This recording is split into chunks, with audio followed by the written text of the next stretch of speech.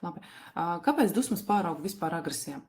Tam ir 3 tādi nopietni iemesli. Pirmkārt,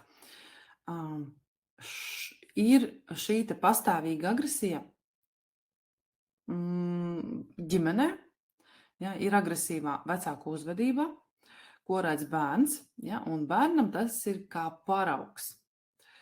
Vecāki vienkārši neprot pārvaldīt sevi. Viņi neprot regulēt savu uzvedību. Nu, un tad te jājautā, kā tad, lai iemācās to darīt bērni, ja viņi redz pavisam citu piemēru. Otrām kārtām, šeit arī tas viss nāk no ģimenes. Ja? Jums ir jāsaprot, ka tas viss nāk no ģimenes. Ka tur nav nekāda jūsu vaina, ja skolā vai pirmskolā kaut kas notiek. Un tad otrām kārtām šeit ir tāda nemitīga nemīlas izrādīšana, nepatikas izrādīšana bērnam. Ja? Nu, krieviski ir tas vārds ņeļubov, ja? Kad bērns nejūt mīlestību no vecāku puses.